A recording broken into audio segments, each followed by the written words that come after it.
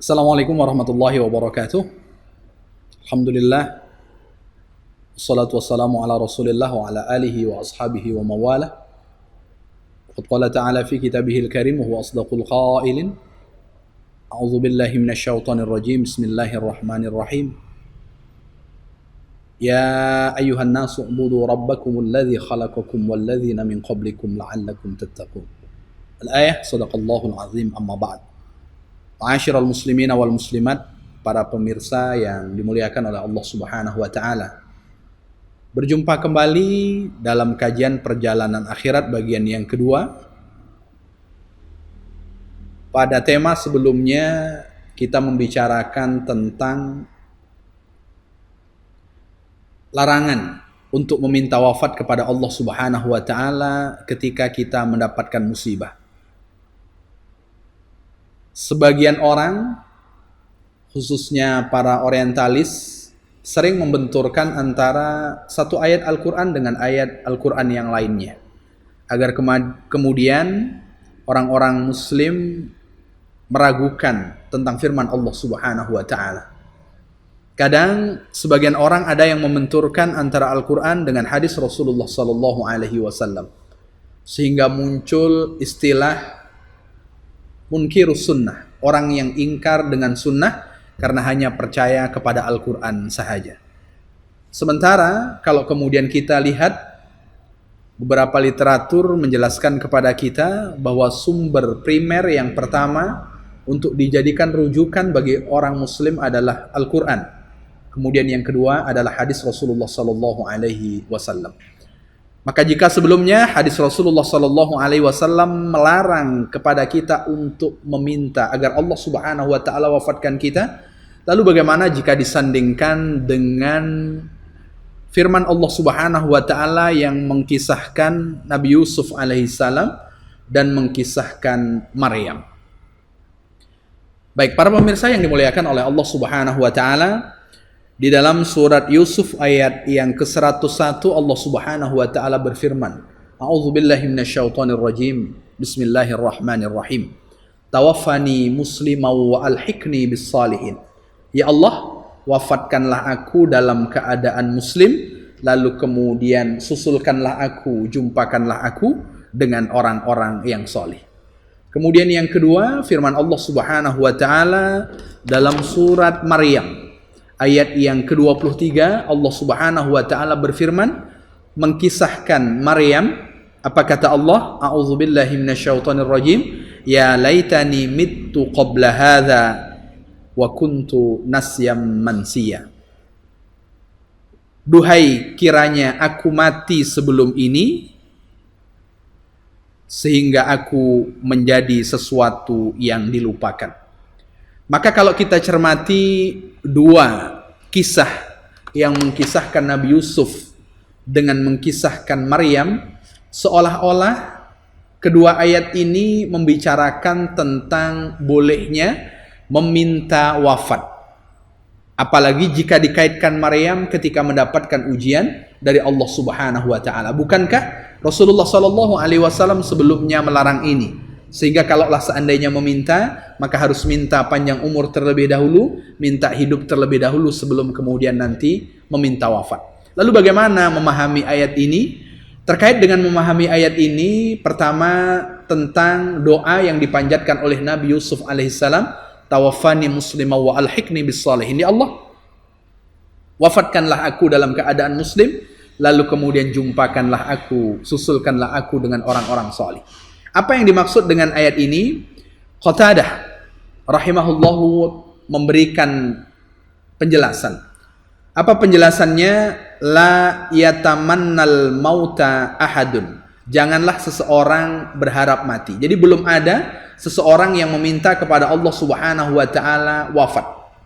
Kalaulah seandainya meminta wafat, barangkali kita akan jumpai pernyataan Nabi Yusuf alaihissalam. Tak ada para nabi, tak ada juga orang yang kemudian langsung meminta wafat kepada Allah Subhanahu wa taala. Kalaulah kemudian ada, maka dia adalah Nabi Yusuf alaihissalam. Yang menarik, para pemirsa yang dimuliakan oleh Allah Subhanahu wa taala, Nabi Yusuf saat meminta wafat kepada Allah Subhanahu wa taala saat berada di puncak karirnya. Orang ketika sedang berada di puncak karirnya, barangkali dia akan bertahan. Barangkali dia akan meminta kepada Allah Subhanahu wa taala agar Allah tidak jauhkan dia dari tahta, agar Allah Subhanahu wa taala tidak jauhkan yang bersangkutan dari usahanya. Tapi beda dengan Nabi Yusuf alaihissalam. Nabi Yusuf ketika berada di puncak karirnya, ketika semuanya sudah didapatkan, maka apa yang diminta oleh Nabi Yusuf kepada Allah Subhanahu wa taala? Tawaffani muslima wa alhiqni bis salihin. Ya Allah, wafatkan aku dalam keadaan muslim, susulkan aku dan jumpakan aku dengan orang-orang yang salih. Sehingga diberikan penjelasan oleh Imam Qatadah, kenapa Nabi Yusuf meminta ini? Istaqa ila liqa'i rabbih azza wa jal. Nabi Yusuf meminta agar Allah Subhanahu wa taala wafatkan Nabi Yusuf di puncak karirnya. Kenapa? Karena Nabi Yusuf rindu ingin bertemu dengan Allah Subhanahu wa taala. Sungguh luar biasa kerinduan Nabi Yusuf kepada Allah Subhanahu wa taala, sehingga Nabi Yusuf meminta agar Allah Subhanahu wa taala wafatkan beliau. Ini yang dimaksud dengan doa yang diminta oleh Nabi Yusuf kepada Allah Subhanahu wa taala, menunjukkan tidak bertentangan dengan sabda Rasulullah sallallahu alaihi wasallam yang sebelumnya. Kenapa? Karena kerinduannya ingin berjumpa dengan Allah Subhanahu wa taala. Kemudian sebagian ulama menjelaskan terkait dengan permintaan Nabi Yusuf ini, bahwa Nabi Yusuf bukan meminta wafat pada waktu itu, akan tetapi Nabi Yusuf meminta kepada Allah Subhanahu wa taala, seandainya Allah Subhanahu wa taala wafatkan Nabi Yusuf meminta kepada Allah agar diwafatkan dalam keadaan Islam. Begitu juga yang kita minta kepada Allah Subhanahu wa taala. Kita tidak tahu bagaimana ending dari kehidupan kita. Kita tidak tahu bagaimana akhir dari kehidupan kita. Dan kita tidak tahu bagaimana akhir dari apa yang ada di dalam hati kita. Sungguh tak ada yang mengetahui hati kita melainkan Allah Subhanahu wa taala, dan kemudian kita yang memilikinya. Karena hati ini sering berbolak-balik. Barangkali satu hari dia akan bisa berkata A, tapi hari berikutnya dia akan berkata B, bahkan di hari kemudian bahkan bisa dia akan berkata Z, bahkan bisa kembali lagi untuk kemudian berkata A. Begitulah hati. Maka terkait dengan hati ini Rasulullah sallallahu alaihi wasallam juga mengajarkan kepada kita, ya muqallibal qulub, wahai Allah Subhanahu wa taala yang membolak-balikkan hati, tsabbit qalbi ala dinik, teguhkanlah hati ini di atas agamamu. Maka itu yang kita minta kepada Allah Subhanahu wa taala, agar Allah wafatkan kita dalam keadaan Islam. Begitu juga yang diminta oleh Nabi Yusuf alaihi salam. Lalu bagaimana dengan doa Maryam? Ketika Maryam, Allah Subhanahu wa taala tiupkan ruh sehingga Maryam hamil. Terkait dengan hamilnya Maryam, lalu kemudian putra yang dilahirkan itu adalah Nabi Isa alaihissalam.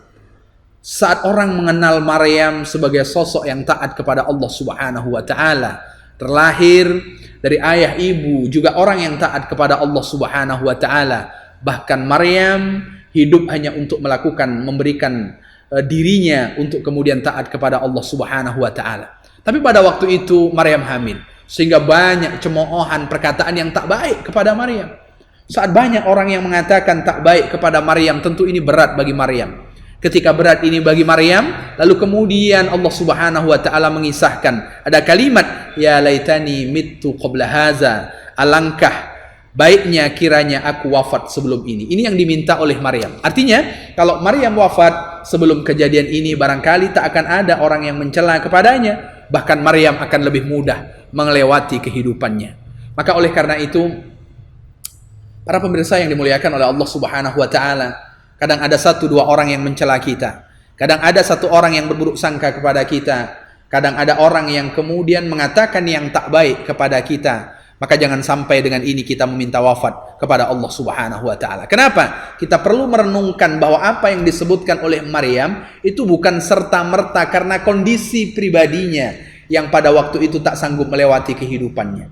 Maka ada beberapa penjelasan. Yang pertama, kenapa Maryam mengeluarkan kalimat ini? Annaha khafat ayyadhunna bi'as-su' fi diniha. Yang pertama, Maryam khawatir, Maryam takut orang berburuk sangka terhadap agamanya. Orang berburuk sangka terhadap agamanya. Ketika Maryam dikenal sebagai perempuan yang taat, lalu kemudian Maryam hamil tanpa kemudian ada suami, maka orang akan berburuk sangka kepada agama yang dipeluk, agama yang kemudian dianut oleh Maryam.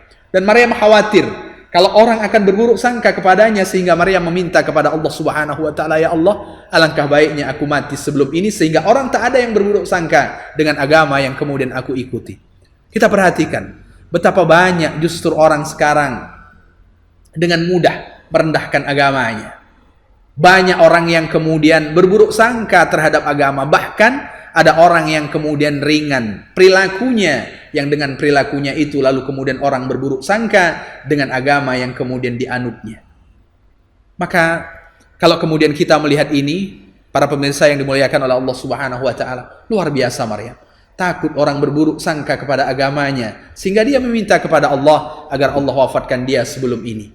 Tapi ketika kemudian kita lihat kondisi sekarang ini, ringan orang kemudian melakukan hal yang tidak diizinkan oleh agama. Tak khawatir kalau kemudian disebutkan siapa yang melakukan itu Muslim, siapa yang melakukan itu, oh ditengok dalam KTP-nya juga Islam. Tak khawatir sedikit pun ketika melakukan hal yang dilarang oleh Allah Subhanahu wa taala, saat dia mengenakan jilbabnya, saat dia melakukan sesuatu yang dilarang oleh Allah Subhanahu wa taala, dia menggunakan pecinya, tak khawatir orang berburuk sangka kepada agamanya. Barangkali kisah Maryam ini memberikan inspirasi kepada kita. Khawatirlah, takutlah orang berburuk sangka kepada agama kita, maka perlihatkanlah akhlak yang baik seperti yang diajarkan oleh Rasulullah sallallahu alaihi wasallam kepada kita, sehingga orang tidak berburuk sangka dengan agama kita, sehingga orang ketika melihat orang tak lain dan tak bukan karena agama yang dicontohkan oleh orang tersebut.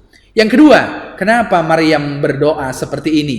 Yang kedua, li'alla yaqa'a qaumun bisababiha fil buhtan, agar orang setelahnya tidak jatuh kepada perbuatan dusta, agar orang setelahnya tidak jatuh pada perbuatan berbohong, agar orang setelahnya tidak mengatakan ketika perbuatan zina itu dinisbahkan kepada Maryam. Maryam tak ingin orang-orang generasi setelahnya akan mengatakan ketika orang itu melakukan zina, ketika orang itu melakukan hubungan suami istri yang kemudian tidak halal, seperti suami istri yang kemudian belum diperbolehkan, lalu kemudian orang akan mengatakan Maryam juga dahulu melakukan hal yang sama. Dan Maryam ketika mengatakan itu tidak ingin orang setelahnya ketika melakukan kedurhakaan, satu di antaranya zina, lalu kemudian dinisbahkan kepada Maryam. Begitu luar biasanya cintanya Maryam, sayangnya Maryam terhadap agama, tidak ingin orang-orang setelahnya ketika menisbahkan keburukan lalu kemudian dinisbahkan kepadanya. Lalu bagaimana dengan kita, para pemirsa yang dimuliakan oleh Allah Subhanahu wa taala? Apakah setelah kita meninggal nanti orang-orang akan menyebutkan kebaikan kita lalu kemudian meniru kebaikan yang barangkali tidak banyak tapi karena tak pernah melakukannya? Atau justru ketika nanti kita wafat, ketika nanti di masjid diumumkan inna lillahi wa inna ilaihi raji'un, bukan orang mendoakan baik kepada kita, tapi justru orang akan mengatakan alhamdulillah, sudah lama aku tunggu akhirnya mati juga. Maka Bapak Ibu, para pemirsa yang dimuliakan oleh Allah Subhanahu wa taala, yang barangkali perlu kita tanyakan kepada diri kita, apa yang kemudian sudah kita persiapkan? Apa yang akan disebutkan oleh orang setelah wafat kita? Apa yang kemudian akan dicontoh orang setelah kemudian kita meninggal? Maka oleh karena itu, ketika Rasulullah sallallahu alaihi wasallam ditanya tentang amal apa yang paling disenangi oleh Allah Subhanahu wa taala, lalu kemudian Rasulullah sallallahu alaihi wasallam menyebut satu di antara perbuatan itu adalah akhlak yang baik. Maka oleh karena itu, para pemirsa yang dimuliakan oleh Allah Subhanahu wa taala, bahwa dua firman Allah Subhanahu wa taala yang kita bincangkan pada kesempatan hari ini tidak bertentangan dengan larangan Rasulullah sallallahu alaihi wasallam untuk meminta wafat. Kenapa? Karena setelah kemudian dijelaskan oleh para ulama bahwa Maryam ketika meminta agar Allah wafatkan dia sebelum kejadian itu, tak lain dan tak bukan Maryam mengkhawatirkan agamanya, Maryam mengkhawatirkan orang-orang setelahnya jika melakukan keburukan akan dinisbahkan, akan disandarkan kepadanya. Maka jangan sampai kemudian saat kita wafat, orang-orang setelah kita ketika melakukan keburukan, dahulu si A juga melakukan keburukan yang sama, dahulu si B saat hidup juga dia melakukan keburukan, maka aku melakukannya juga karena dia dahulu melakukannya. Maka oleh karena itu, bagaimana kita menjaga agama kita? Tentu dengan sikap, tentu dengan akhlak yang diajarkan oleh Rasulullah sallallahu alaihi wasallam kepada kita. Yang terpenting bagi kita, kalaulah seandainya hidup ini akan menambah kebaikan bagi kita, maka mintalah kepada Allah agar Allah panjangkan umur kita. Dan jika wafat itu lebih baik bagi kita, kita menghadap kepada Allah Subhanahu wa taala dengan amal yang cukup. Barangkali juga boleh kita meminta agar Allah Subhanahu wa taala wafatkan kita. Barangkali itu pertemuan kita yang kedua. Semoga apa yang sudah kita bincangkan pada kesempatan kali ini tidak membuat kita gagal paham, tidak membuat kita berburuk sangka dengan satu ayat, dua ayat, lalu kemudian dengan apa-apa yang sudah disabdakan oleh Rasulullah Sallallahu Alaihi Wasallam. Jangan sampai menjadi orang-orang yang ingkar sunnah, hanya percaya dengan Al-Quran, karena keduanya saling menguatkan dan menjadi sumber primer dalam hukum agama. Demikian, kurang lebih mohon maaf. Sama-sama kita tutup kembali dengan doa kafaratul majlis. Subhanakallahumma wa bihamdika asyhadu an la ilaha illa anta astaghfiruka wa atubu ilaik. Assalamualaikum warahmatullahi wabarakatuh.